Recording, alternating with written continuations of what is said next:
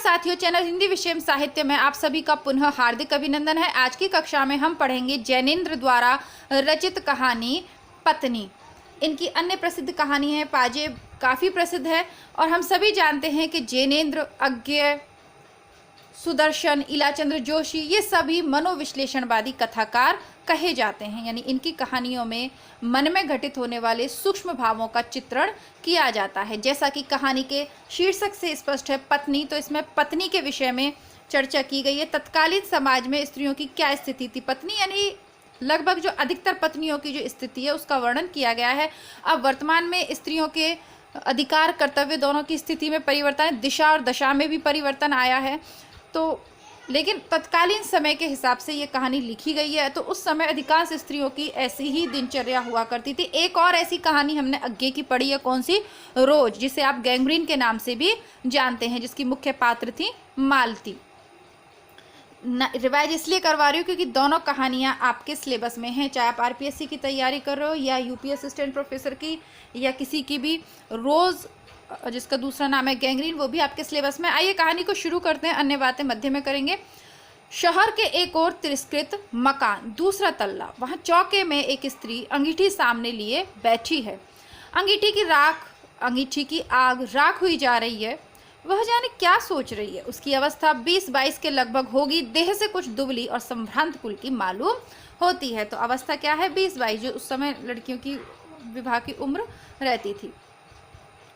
एकाएक अंगीठी में राख होती आग की ओर स्त्री का ध्यान गया।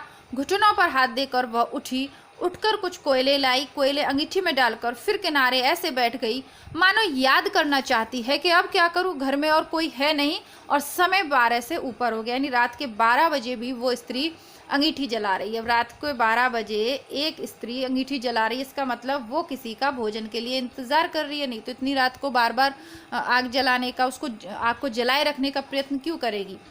आगे जैनेन्द्र जी लिखते हैं कि 2 प्राणी घर में रहते हैं, पति और पत्नी। पति सवेरे से गए हैं कि वे लौटे ही नहीं और पत्नी चौके में बैठी। अधिकांश पत्नियों की स्थिति है। सुनंदा सोचती है, नहीं सोचती कहाँ है, असल भाव से वह तो वहाँ बैठी ही है। सोचने को है तो यही कि कोयले बुझ ना जाएं।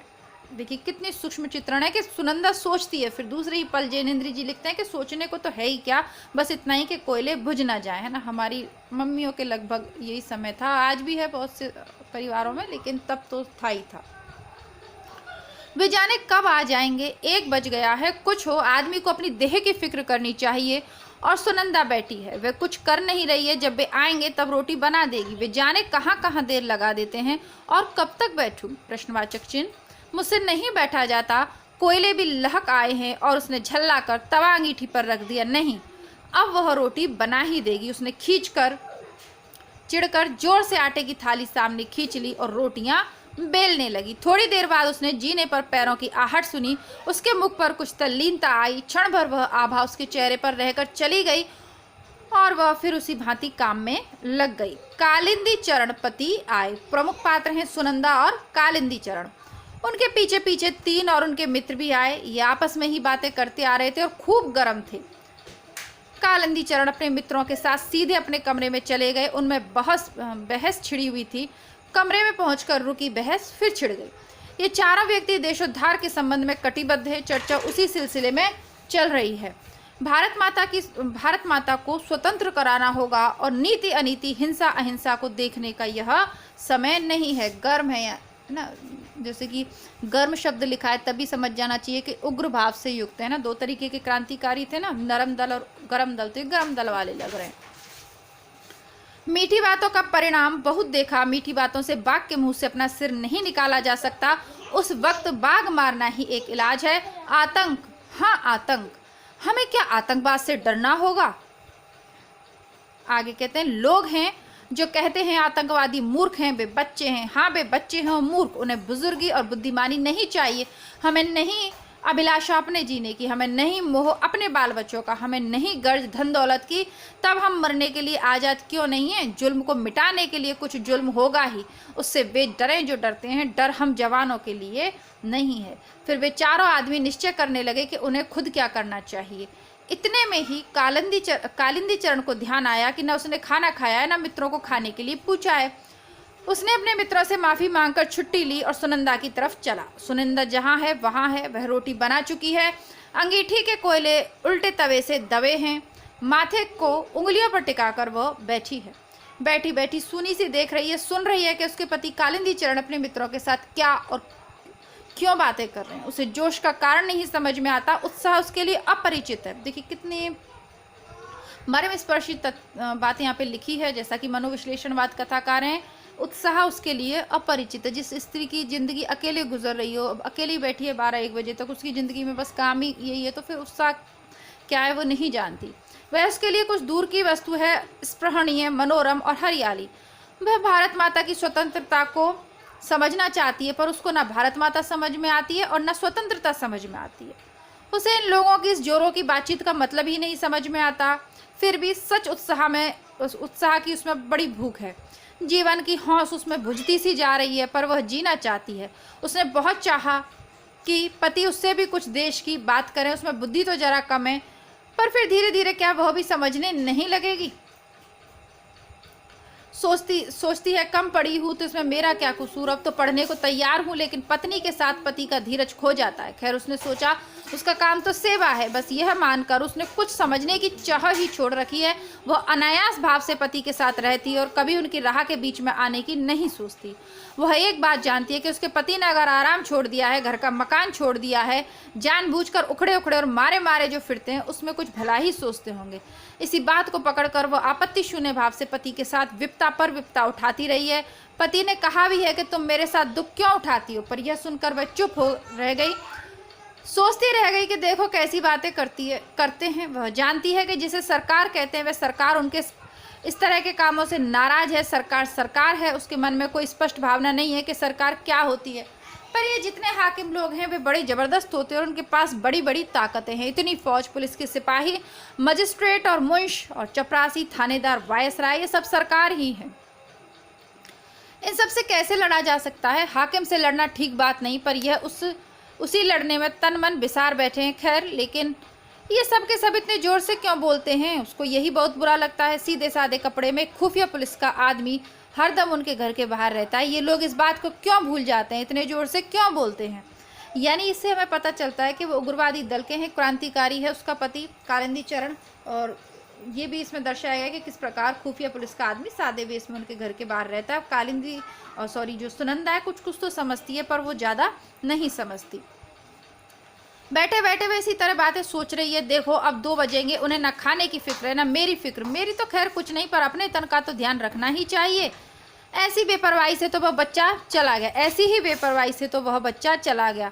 उसका मन कितना भी इधर उधर डोले, पर अकेली जब होती है तब भटक भटक कर मन अंत में उसी बच्चे के अभाव पर आ पहुँचता है। तब उसे बच्चे की वही बातें याद आती हैं।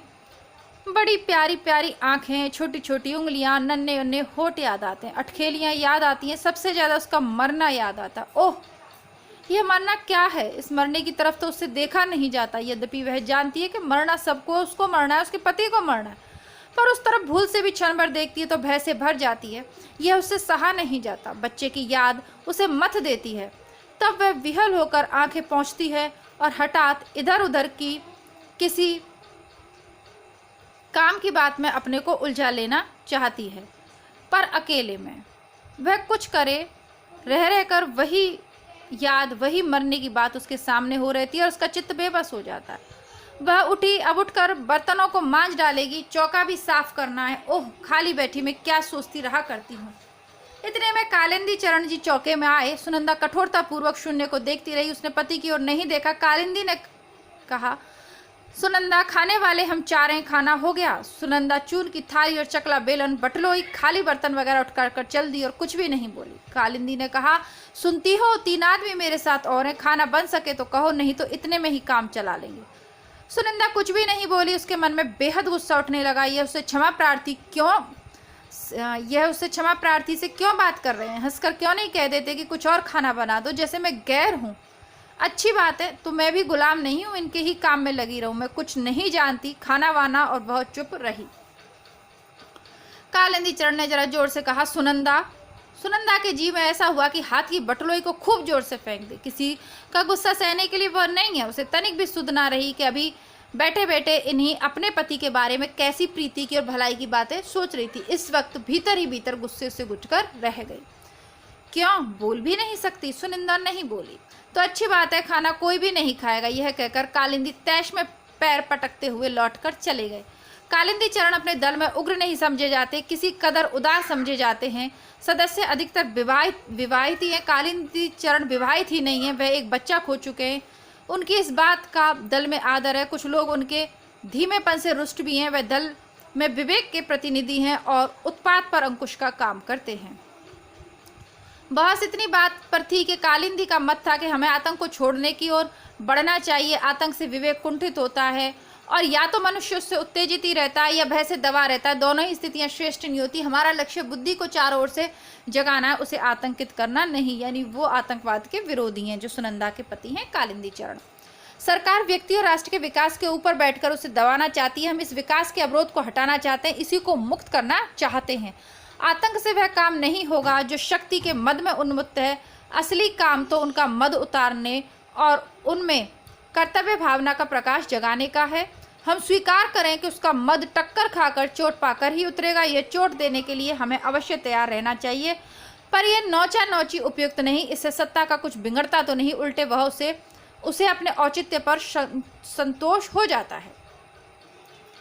पर जब सुनंदा के पास से लौट कर आए तब देखा गया कि कालिंदी अपने पक्ष पर दृढ़ नहीं है। वह सहमत हो सकता है कि हाँ, आतंक भी जरूरी है।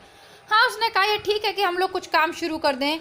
इसके साथ ही कहा, आप लोगों को भूख नहीं लगी है क्या? उनकी तबीयत खराब है, इससे यहाँ तो खाना बना नहीं। बताओ क्या किया जाए, कहीं होटल चलें? एक ने कहा कुछ बाजार से यहीं मंगा लेना चाहिए। दूसरे की राय हुई कि होटल ही चलना चाहिए। इसी तरह की बातों में लगे थे कि सुनंदा ने एक बड़ी सी थाली में खाना परोसकर उनके बीच ला रखकर वह चुपचाप चली गई। फिर आकर पास ही 4 गिलास पानी के रख दिए। फिर उसी भांति चुपचाप चली गई।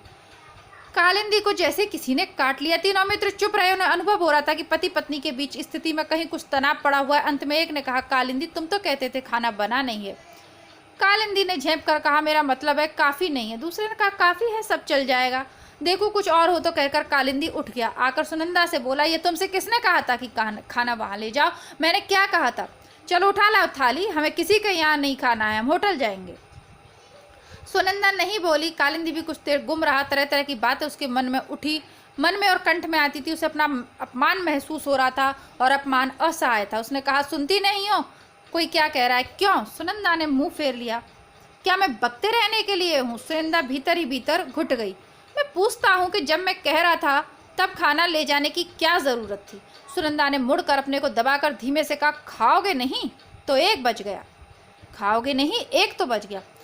कालिंदी निशस्त्र होने लगा। उसे बुरा मालूम हुआ। उसने मानो धमकी के साथ पूछा, खाना और है? सुनंदा ने धीमे से कहा, 4 लेते जाओ। खाना और नहीं है? अच्छा लाओ अचार। सुनंदा ने 4 ला दिया और कालिंदी भी चला गया। सुनंदा ने अपने लिए कुछ भी बचा कर नहीं रखा था। उसे यह सूझा ही नहीं कि उसे भी खाना है। अब कालिंदी के लौटने पर ही जैसे उसे मालूम हुआ कि उसने अपने लिए कुछ भी नहीं बचा कर रखा है, वह अपने से रुष्ट हुई। उसका मन कठोर हुआ, इसलिए नहीं कि उसने खाना नहीं बचाया, इस पर तो उसे स्वाभिमान का भाव जागता था। मन कठोर यूँ हुआ कि इस तरह की बात सोचती ही क्यों है, अच्छी यह भी सोचने की बात है। और उसमें कड़वाहट भी फैली। हठात ही उसके मन को लगता है कि देखो, उन्होंने एक बार भी नहीं पूछा कि तुम खाओगी क्या, तुम क्या खाओगी? क्या मैं ये सह सकती थी कि मैं तो खाऊं और उनके मित्र भूखे रहें? पर पूछ लेते तो क्या था? इस बात पर उसका मन टूटता सा है। मानो उसका तो तनिक सा मान था, वह भी कुचल गया। और रह रहकर अपने को स्वयं तिरस्कृत कर लेती हुई कहती है, छी छी सुनंदा, तुझे ऐसी जरा बात का अब तक ख्याल होता है। तुझे तो खुश होना चाहिए कि उनके लिए 1 रोज़ भूखे रहने का पुण्य तुझे मिला है। मैं क्यों उन्हें नाराज करती हूँ? अब से नाराज न करूँगी। पर वह अपने तन की भी तो सुध नहीं रखते। यह तो ठीक नहीं, मैं क्या करूँ? अब पहले तो वो बेचारी, एक तो उसके लिए खाना नहीं बना, पर फिर भी इतनी अच्छी क्या सोचती है कि अपने पति के लिए तो भूखी रह रही है। और वो अपने बर्तन मांजने में लग गई। उसे सुन पड़ा कि वह लोग फिर जोर शोर से बहस करने में लग गए हैं। बीच बीच में हंसी के कहे भी उसे सुनाई दिए। ओह, सहसा उसे ख्याल हुआ, बर्तन तो पीछे भी मल सकती हूँ, लेकिन उन्हें कुछ ज़रूरत हुई। यह सोचकर झटपट हाथ धो वह कमरे के दरवाजे के बाहर दीवार से लगकर खड़ी हो गई। एक मित्र ने कहा, अचार और है? अचार और मंगवाओ यार। कालिंदी ने अभ्यासवश जोर से पुकारा, अचार लाना भाई, अचार। मानो सुनंदा कहीं बहुत दूरों पर वह तो बाहर लगी खड़ी थी, उसने चुपचाप अचार लाकर रख दिया।